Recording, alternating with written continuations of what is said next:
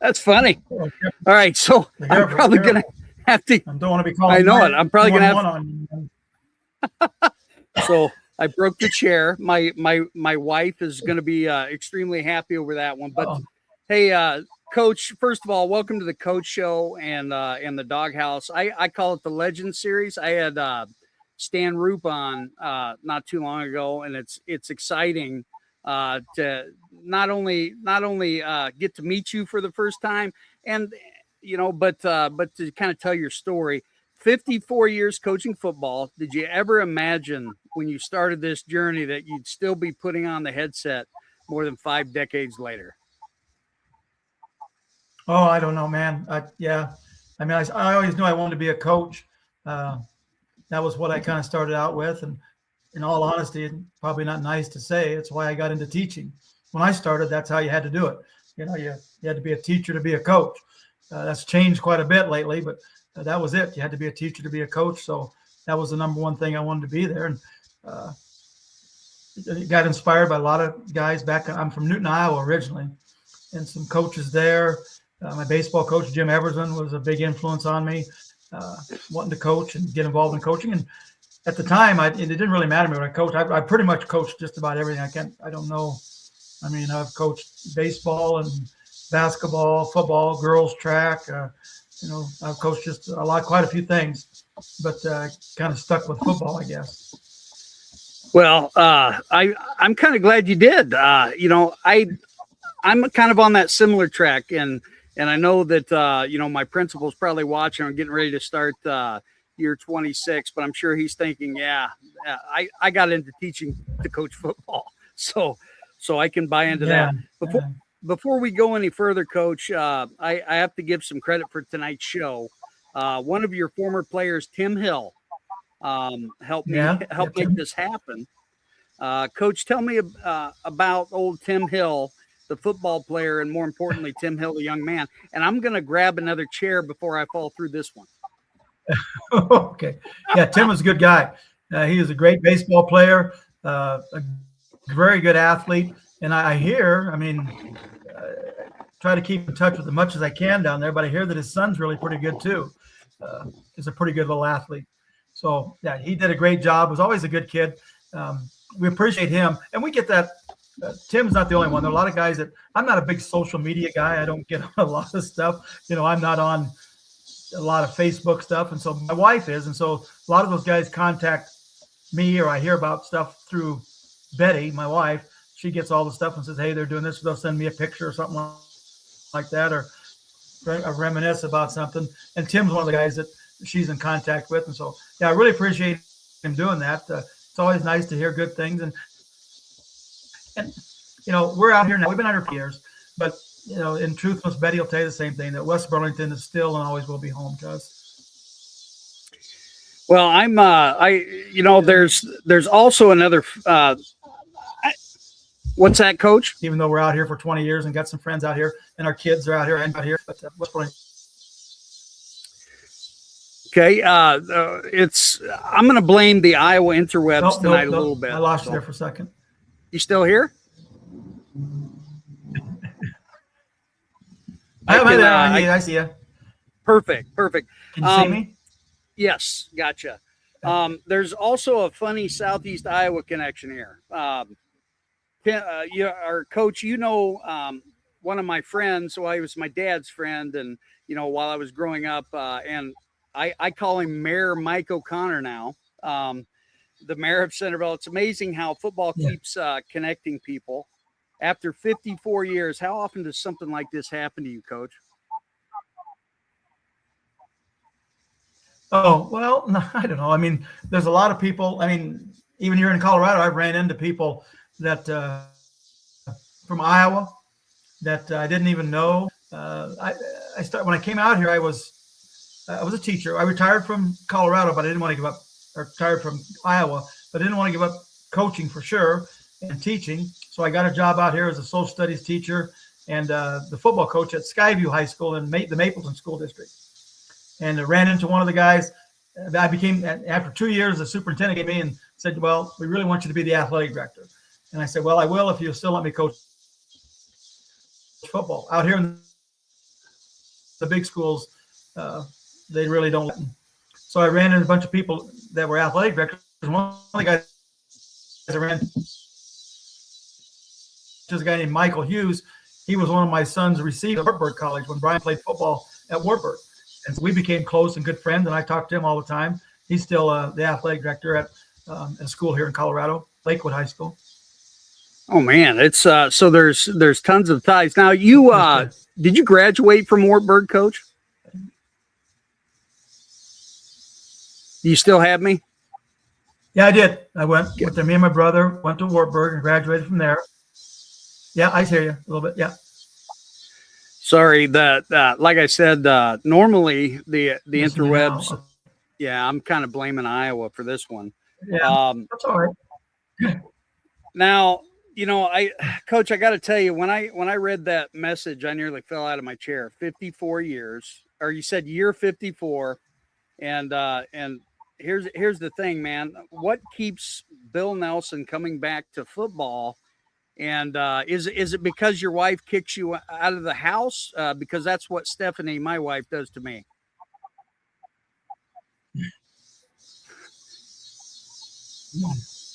Well, no, in all truthfulness, I really enjoy football. I really enjoy the kids. I like being around people, the coaches that I have, particularly now that I'm head coach and I'm picking the guys I'm around. It's just fun for me to do. It's just something I've always done. I mean, I think our whole family's entwined in football. My son Brian, he graduated from West Burlington High School, and he went to Wartburg and played football at Wartburg. He's a high school football coach in Georgia, and he married a girl whose dad was a high school football coach in Georgia, and mom was a superintendent of schools. It's just kind of football it's been really, really good to us, but it's been something that's been throughout our life the whole time. I always tell my coaches too, they ask him that I'm worried about it because Bear Bryant died like 4 from the day he retired. Tim Hill says, looking good, Coach. And Jay Eilers, or is it? Yeah, it's Eilers. Appreciate you, Coach Nelson. Oh, Jay. Yeah. Jay, I was listening. Yep. Jay's watching tonight. He says pride, personal responsibility in determining excellence.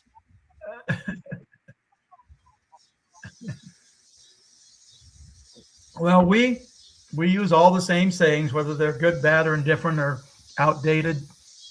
We do the same stuff here that we did there. A little disappointed that this is my second year. I took over last year. A little disappointed that I don't think they bought in as well as this year's group is. And there's a lot of similarities to what we're doing now and what happened at West Burlington. We were only 1-9 last year, but we lost 2 or 3 games that our culture and our attitude just started to salute. I mean, we weren't that much worse than the team we're playing. We just did things to get beat. And this year's team really, today was a class example of this year's group. We practiced for an hour and then lightning. We got doggone lightning out here in Colorado. And so we had to go in and we have to wait 30 minutes every time it strikes. Probably the same thing there in Iowa. Don't you have the same thing? You have to wait so many minutes, 30 minutes before you can go back out. And we never really got back out. We watched film in the weight room. We got a scrimmage coming up against a really good football team, Fairview. And so we watched film on them in the weight room and got to be 5:30 when we're supposed to be done. And we left. But we had their concentration the whole time.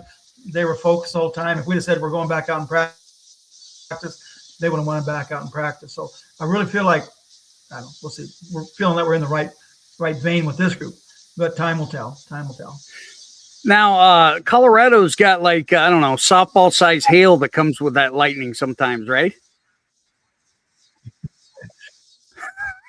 But we never. Our distance is 12 miles. So if it strikes in 12 miles, we have to come in. So our trainer does it. Serena's our trainer. We have a woman trainer, and she'll get us off. And she got everybody. We had softball practice, and we had cross country practice, and we had all those people out there practicing. She brought them all in, and but this has happened on numerous occasions, and it never even rains. It didn't even get ground wet, but the hail was in the area. This happened to us 2 weeks. Well, July 24th. I don't know what Iowa does now, but Colorado was that from Memorial Day to the end of July, we can have a padded football camp. So we have 14 days to get 10 practices in, and we did ours the next to last weekends in July. So we, padded, hit, we scrimmaged, and we got to our scrimmage on the 24th against Westminster High School, and lightning again. It was 100 degrees all week. Lightning, and we never did get it in. They had to, we sat there for.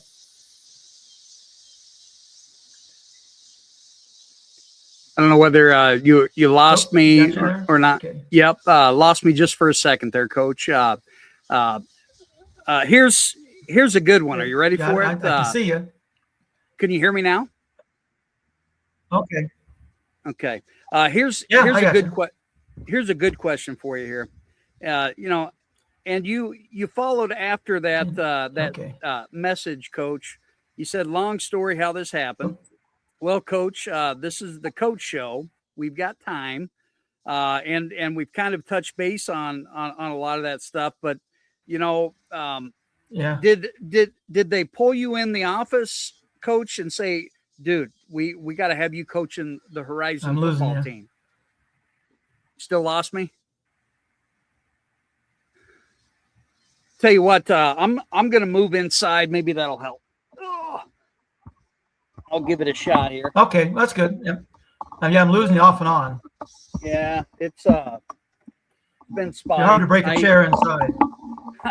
Yeah, that was quite the experience, man. I first get to meet you, and I get on tape, and boom. Is that a little better? I can hear you. Yeah, I can hear you. Oh, perfect. So what I was talking about is I was talking about, that message that I got. Tim said, hey, coach, I gave him your contact info, and I nearly fell out of my chair tonight. I about went through the chair. Listeners, if you want to funny with that, but how did this come about? You were an assistant at Horizon the year before, or?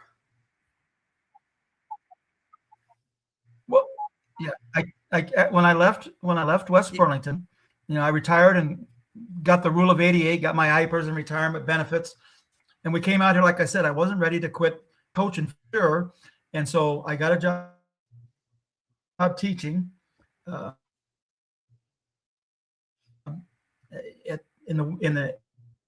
Mapleton School District, Skyview High School. Kind of the same MO I had all my life. I did 19 games at Skyview. And we had really good years. We won 6-7 games, but it was a tough school district. But education benefit from Colorado and education benefit from Iowa in the IPERS. But so we went down for 2 years, and I coached. Kind of breaking up on me a little bit, Coach. To school, and it was Horizon was their school, and I knew the guy. I had been coaching the guy that was head football coach at Horizon. Got there. Yep. It's really kind of weird tonight. One of these times, I'll probably have to have another interview. Not saying that tonight's not good, but I got a lot of football knowledge in there that I want to kind of pick your brain. You want to try it on the phone? You want to try it on the phone? We good. Yeah, I'm not sure tonight, but from what I got from you, so you got double retirement, which is awesome. My rule of 88, I think, is in 3 years. So maybe I'll do something similar. But Colorado is pretty awesome, right?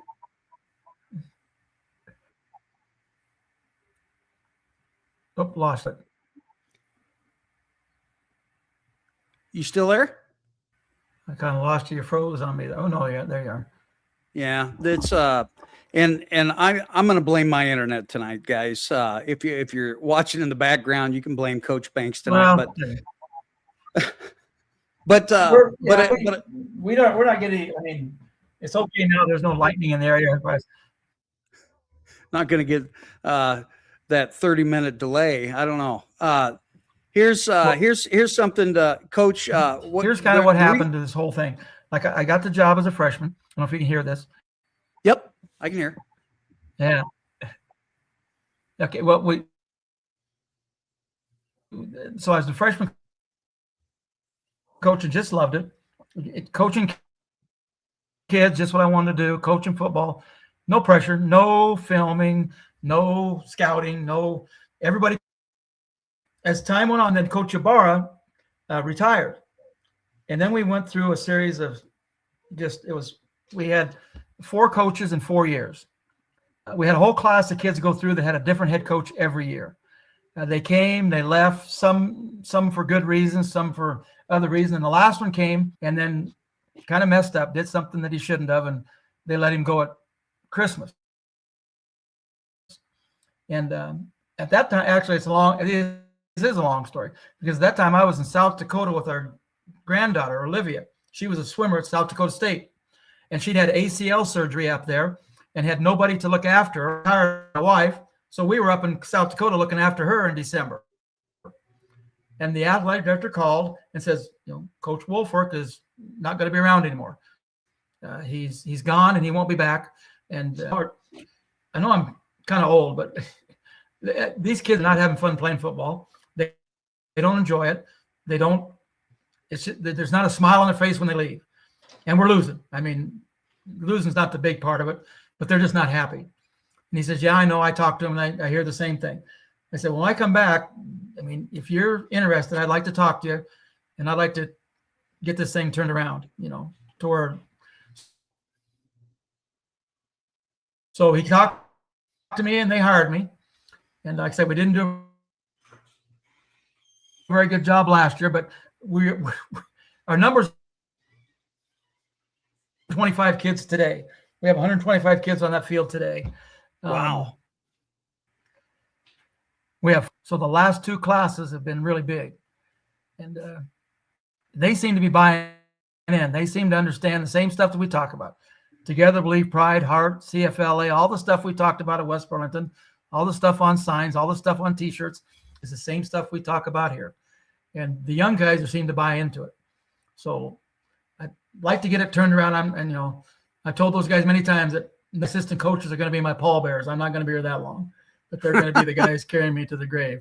But if I can get it turned around, and I'll let somebody who's on the staff, and I've hired a lot of really good people, some really good coaches. I mean, I got 15 coaches. I got 15. Yeah, and let's rewind just a little bit. Some Coach. really good people. Some of them. Oops, sorry. Aren't the most knowledgeable about football, but they are great people. And now I got 5 people coaching the freshmen. They're all good people, good guys, good. And so I'm there. And so that's kind of where we are. We got really good people and coaches, and do all the administrative work. I got an offensive coordinator, defensive coordinator, special teams coordinator, and all I really need now is a damn golf cart to drive around on and just watch practice. I don't. Just rewinding just rewinded just a little bit. How I got your name. Well, I'd always known that that what the name of West Burlington's field was. Do you have me now? Tell you what, I'm gonna call you, and hopefully, let's see here, and then I'll mute you on here, but I'll keep you on both. Yeah. Okay. Oh, you calling me? Yep. Accidentally? No, you're good. Are you calling? Can you hear me okay? I can hear you on the phone. Oh, perfect. I tell you what I decided to do.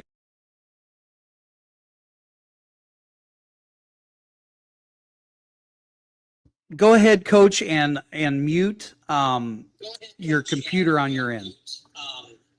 Okay. Let's see if I can do that. Did I do that? Did I mute it? Yep. Yeah, you got it muted, and okay, it looks like it says muted. Okay. So I'll keep you on here too. I apologize. That's all right. Yeah. I can hear you real good now. Perfect. Couple of things that what I did is I started doing research, names of the fields, for my doghouse tour, and I'd always known that it was your name on the field, but I didn't know the story, so I started digging, man, and I found so many good things, so many great memories there. And what I've noticed is like today, even I went up to Mount Pleasant, just north of me, and no one knew who Bob Evans was, and I was like, man, people got to know who these coaches are, because they just have to. And then that's when Tim got a hold of me, and and made that call. I was hoping that Jay Eilers was going to join our show, so you could have gave him a hard time, but he's not. Jay's a good guy. There's a lot of good guys. We still communicate. I just sent a text a couple weeks ago to Chris Chipperez, because his team made the baseball tournament. He played for us from when we came West Burlington, Notre Dame. Chip played for us. I know Brian connects with some of those guys sometimes. My son in Georgia. Dave Olson was the coach there. I think Mike Olson's helped coach in there, and some of the people that play for me are still coaching around there in the area. So connect with those guys once in a while. John Vandenberg had a girls basketball team a couple of years ago. I don't know what he's still doing, but there's really a lot of good people. Like I said, that's still our home, and still got a lot of good memories. And you went to your first question, why do you still do it? It's about having some kind of impact, or feel like you can help somebody else along the way, or give them some ideas, or help them make some decisions, get them involved in working with people. And it's been very, very rewarding, and hoping we can do some of that stuff here before I get done. Well, my hope is, Coach, is that if you come back to visit, we got to go out to eat, man. Yeah. Well, I get people all the time wanting to come back, but it's very difficult now with this. I mean, football it's a big time job, but football is, we started lifting on January 12th. We started our summer program on June 1st, and we're not stopping. We just don't stop. And we're 5A football. We're 2,000 kids, so it's big time football, and that's what everybody else does. That's what the big dogs do that are winning. And so we'll see. We're interested, and we want to win, but we want to make it a positive experience for the kids. I'm hoping that's going to be the case. And usually, when they're having a good time playing football, then they're more successful. And like I said, we're really happy with those two younger classes. The seniors are a good group of kids. There's about 23 of them. The junior class was the last one that went through the coaching debacles, and we can't get those kids back out. We got like 16 of those kids, and we can't get them back out. But the rest of them, like I said, we got 82 or 3. We could have 70-some juniors and seniors in a couple of years, which will be really good. And they're good. The freshmen last year were 8-2, and this group's could be good too. Now, I got a feeling that you love this game. Where did your love for this game come from, Coach? I don't know. I guess I just like sports all the time. My mom and dad were big supporters of me back in Newton.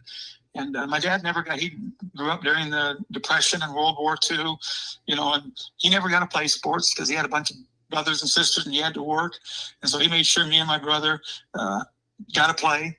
And, always, even though they didn't have a lot of money, made sure we had good equipment. And if we didn't have to have a job during the summer to help support the family and, pay for stuff, we could go ahead and play sports and those kind of things. And, they never missed. They came all the time.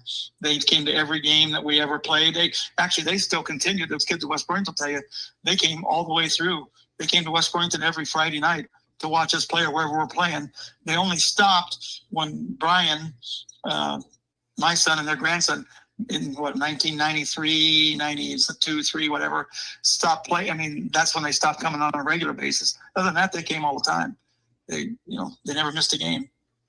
Who was your biggest rivalry in, whether it's Southeast Iowa or across Iowa, the state, when you were here?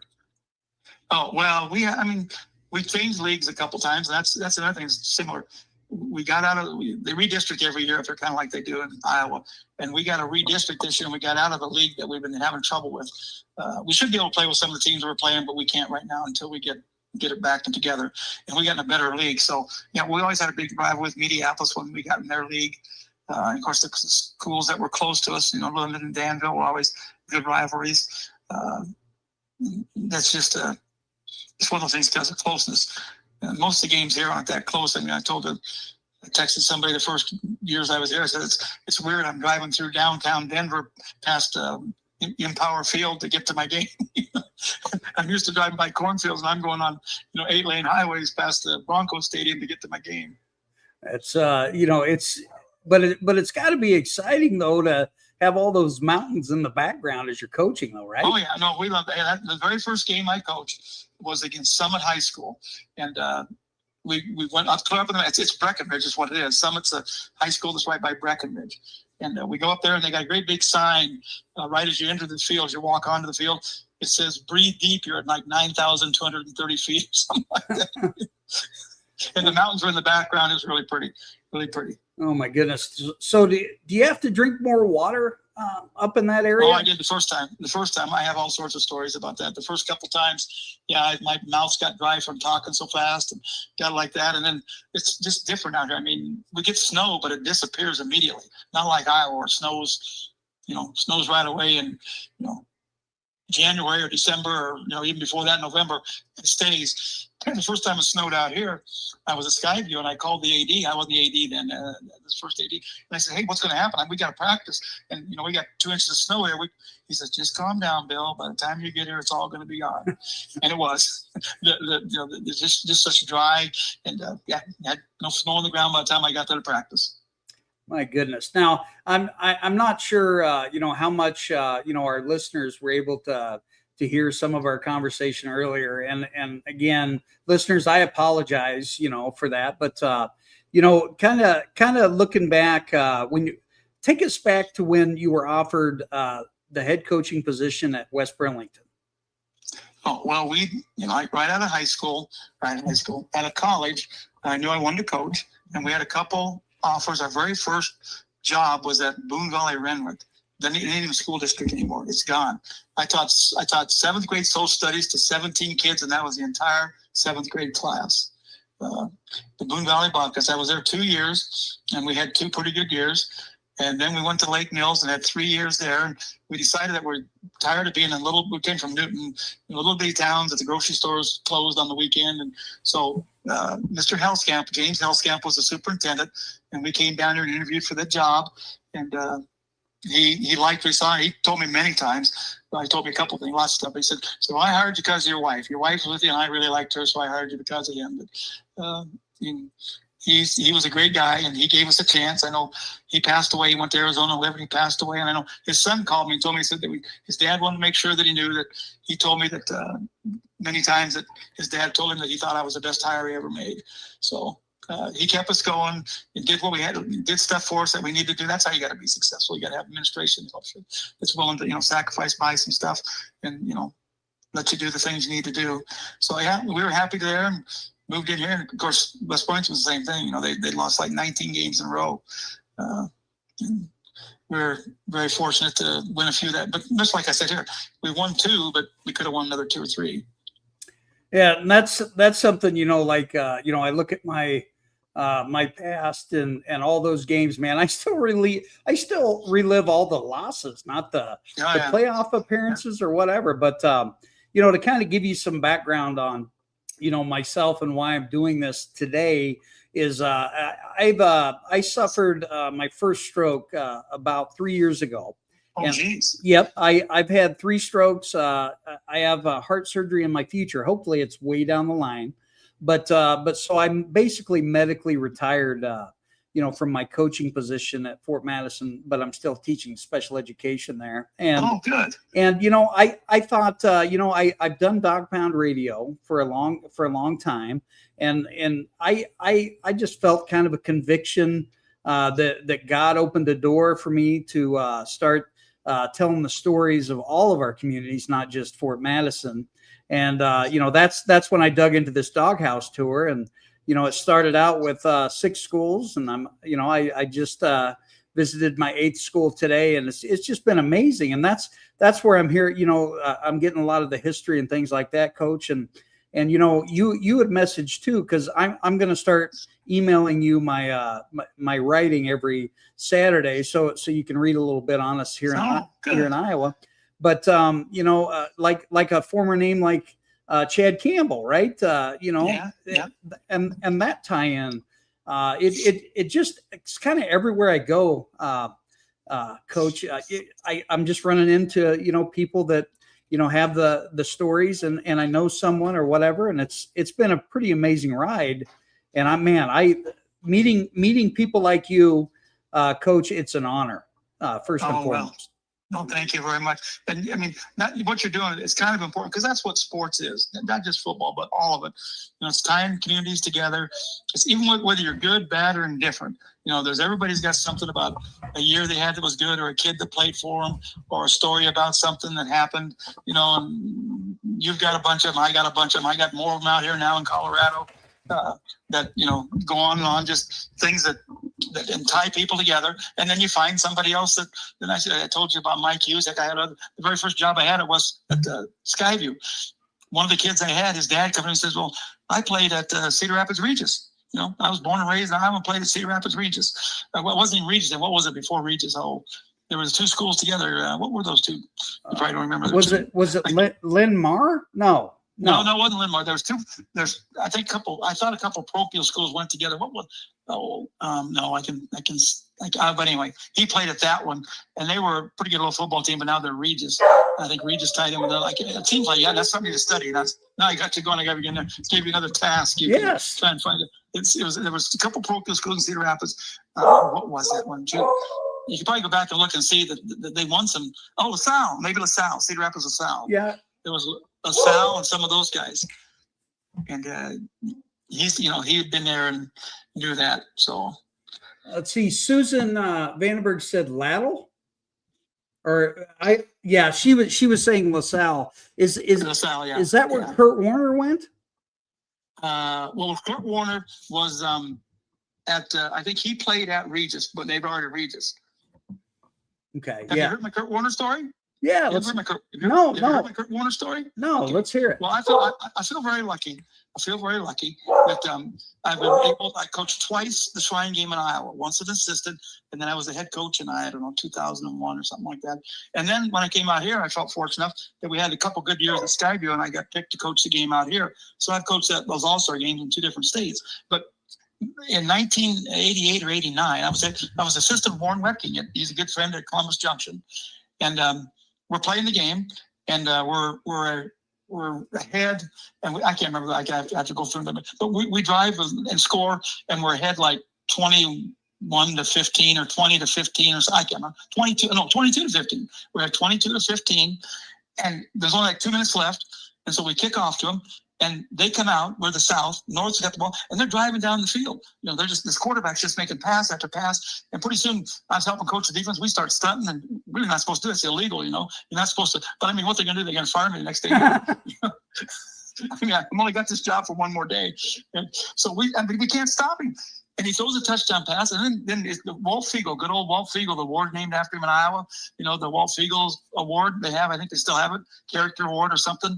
And he was the coach on the other side, and he went for two, and this guy puts a perfect pass into the corner of the end zone for 2 points, and we could beat 23-22. And at the end of the game, I look, I said, who is this guy? It was Kurt Warner. Kurt Warner from Cedar Rapids Regis was the quarterback. I always tell people I like to think I made his career. It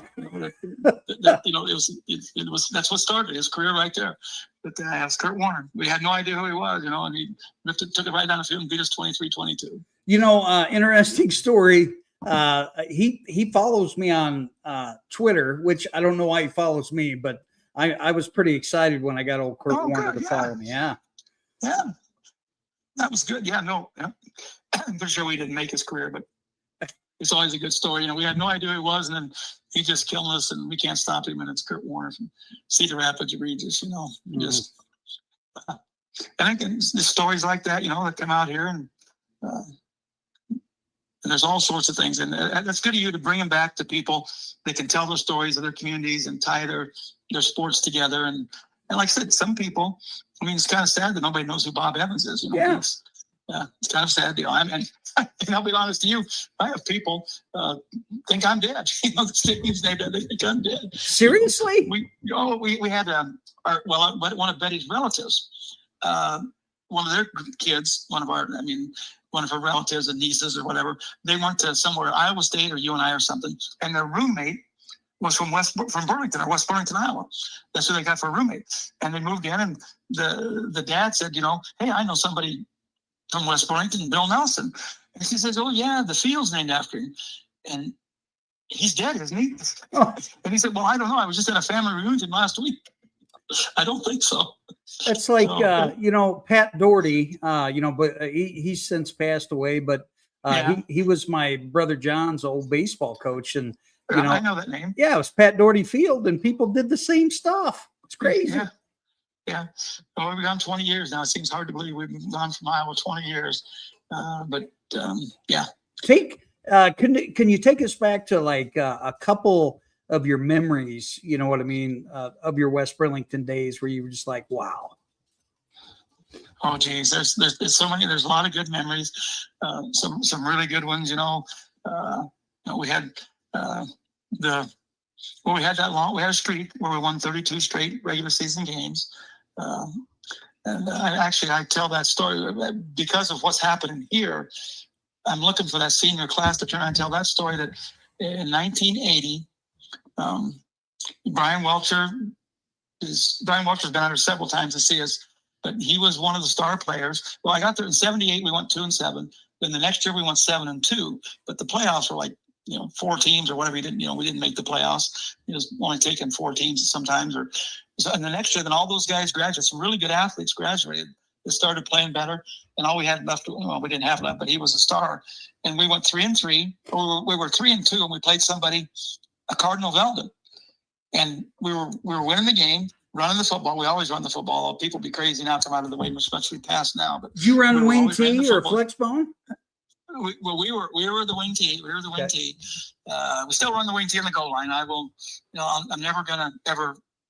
I don't see how it's just not very smart for me to snap the ball 5 yards back to a quarterback, give it to a running back at 6, trying to make 1 foot. I just can't see doing that. So we're in the wing T and stuff on the goal line and short yardage. But anyway, so we're playing this game and we're playing pretty good. We're winning, kind of like we've been doing, just controlling the ball. And then something happened. We fumbled or made a mistake, and Cardinal Veldon scored to make it like 14-7. So they kicked off this, and we were giving the ball to Brian Welch, the running back, and we're controlling it. And he fumbles. And there's only not much time left, and they throw a pass. And, one of those things that guy catches, runs all over the place. Everybody in the team has a chance to tackle him, and they score with, less than 30 seconds left in the game or something like that. So it's 14-13. They're not even going to go for the win. They're going to go try and kick an extra point for 2. And they snap the ball over the guy's head.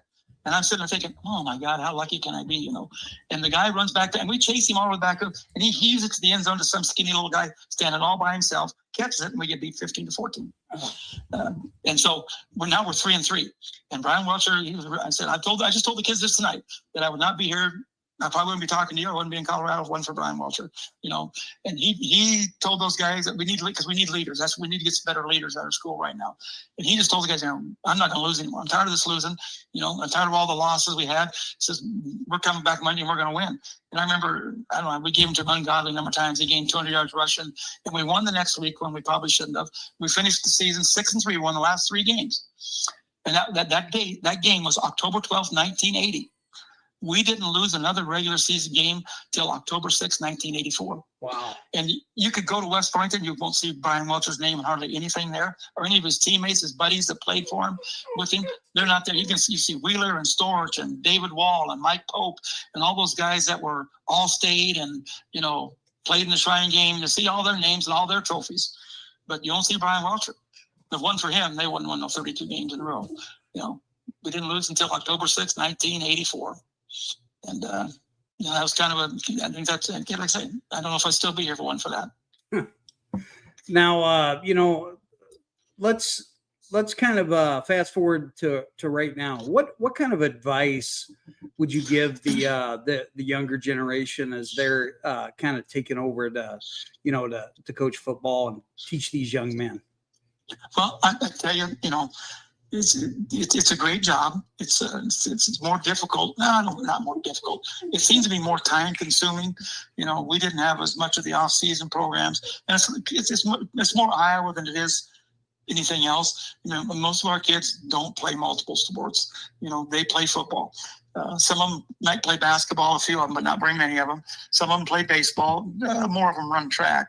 But none of the stars of the basketball team are on the football team, and none of the stars of the baseball team. They play, but they're not the best players. I would say, you have to invest some time. But the biggest thing is, I think you have to understand that that you want to win. But winning is still the main goal. But your purpose is to help people, like I'm trying to be here now, have fun, enjoy it, become better people. That's your purpose. The goal is to win, always has been, but the purpose is to make sure those people have a smile on their face when they leave and they enjoy playing football, whether you're 1-9 or 9-1. And, we did that a little bit last year, but we should have won some more if they bought in more to the philosophy. So that's what I would say, just make sure you're doing it for the right reason. And that's one of the reasons I think that you find so many people that aren't teachers that are coaches. I got 15 coaches and only 2 of them are teachers. Me and a couple others are retired teachers, but it's just teachers aren't doing it anymore. And that it was kind of a requirement when even when I started teaching. It was, almost like, hey, you need to, and that's how I started coaching multiple sports. You're the football coach, but we need a girls basketball coach, and we also could use a boys track coach. So, what you want to do those for extra money? And I don't want to coach those things, but we don't get that. Teaching is such a tough job now. There's so much involved in it, so much curriculum and things like that, and meetings that it's hard to. And out here, anyway, in our schools, they would never hire somebody, at least at our level, what we're doing. I would never go to them and say, hey, I need this guy in the math department because he's a really good football coach. They would, well, that's good if he's the best handed, which probably should be, but that's, that's how it is. That's how it is for my son in Georgia, man. If he wants somebody, they'll find a spot for him. If he's got a coach that he wants, they'll find a spot for him. Do you guys make good money coaching out there? I know it's not good money. It's pretty good money. I don't know. I think I make about $5,000 as the head coach, but just a lot more hours. Like I said, we started lifting January 12th and started summer program at June 1st. And we don't get paid for any of that. But no, I think it's pretty good. I think that the teaching was better. Of course, I was an athletic director for most of the parts. So that was pretty good too. But the para is not a whole lot different. A little bit less, but for just teaching 10 years, I'm about the same as I am in Iowa. But the IPERS, para is the IPERS of Colorado. Okay. That's what para is. It's like IPERS. So, but it's not the money. And I got a lot of guys. And that's why I got good people. I'm not paying. Like I said, I got 15 coaches, but the district only lets me have 7. Oh. So I got to pay for the other 8. We raise over $85,000 just to get by every year, to pay for everything. The food, we feed them so much. It's ridiculous how much we feed them. So we're in the middle of our selling discount cards now. But the guys I got now are good people. And they don't get much money. They get about $1,500. Some of those lower level guys, and but I think I've hired them for the right reason. That's I think why we got 80 juniors, sophomores, and freshmen. I'm hoping that's why. That's that's huge, and huge numbers, all that sort of stuff. Now, Coach, let's talk about your wife, because she stayed with you a long, long time, and you've been coaching a lot of football. Yeah, she's been there the whole time. I think we've been married 55, 56 years, and she's seen a lot of stuff. She's been to a lot of games, and she got pulled away a little bit there because Brian's coaching in Georgia. And then we just got done. Our grandson just graduated from Mary Persons High School in Georgia, Forsyth, Georgia. And so, I'd be sitting down the sidelines and I'll be looking up and she's on her phone watching Mac play football while I'm there in front of her. They're 2 hours away difference. So when we're warming up at 5:30, 6 o'clock, it's 8 o'clock there. And she's watching her phone, watching them instead of watching our game. But and Max now he's at Delta State in Cleveland, Mississippi. He's playing football there his freshman year.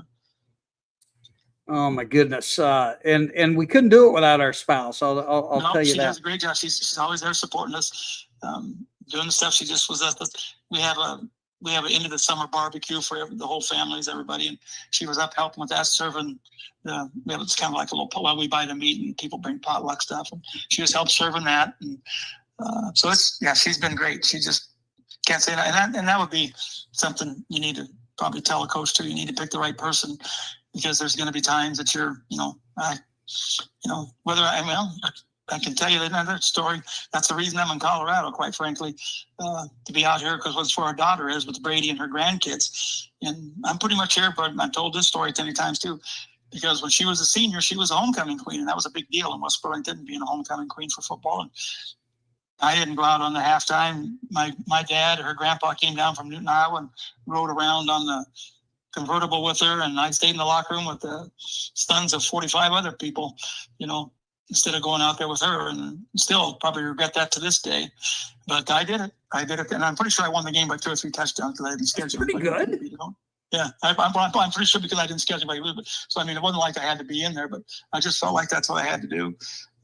So I would see something else. You need to have a little more, space and stuff like that, make some decisions. I wish I'd have done that different. I said that's probably why I'm out in Colorado now, out here with her to see her grandkids and be with her, instead of, we went to Georgia for 2 years. But now Jamie Elliott says that Betty was her mentor teacher in West Burlington 23 years ago. Betty, she still works at school. We're both 75, and she works. She stopped teaching a long time ago, but she still volunteers at the elementary school. Where the grandkids went, they don't go there anymore, but she volunteers there. I was subbing once. After COVID, I subbed for a couple times. Then they canceled school out here because nobody would sub. They couldn't get subs, so I subbed for a few years. And but then I just decided, once I got into this football, I'm not going to do that. And, so I haven't subbed for a couple of years. But she still is a volunteer at the elementary schools. Do you got any special shout outs, Coach? As we it's one of those things. Yeah, it's one of those things that once you start on somebody, you're going to leave somebody out. I just, again, like I said, it's very much our home. Everything, and I tell these guys that started this year telling the same thing. That one of the things I always tell them, and I hope they remember, but there's nothing that they could ever do that would cause me not to love them. There's nothing any of these kids at Horizon could do, or nothing those kids at West Burlington could ever do that would cause me not to love them. I mean, they may do wrong, and there's going to be consequences, but they're one of my guys. They'll always be my guy, and they're going to join hundreds of thousands of other guys that are already in that group. And as we told that group this year, and this told the groups before, that's just how it is. They become one of the guys, and there's nothing they could ever do that would cause us not to support them. Well, I think I have a year of eligibility left, Coach. I can come out to Colorado, and I could probably play center or something. You come out and coach, but I'm worried about you. I told me about you, man. We might make you nervous because we don't look like we know what we're doing sometimes. I think we're all that. Hopefully this year will be better. Well, Coach, I really appreciate you coming on. Hey, thank you to Tim for hooking us up. Thanks, Tim, for letting us know. It's good to hear from you. And I'll keep in touch. And I mean, anytime you give you an update or what's going on, whether it's good, bad, or indifferent, we'll see. You talked about rivals. That's one of the things that got me back here.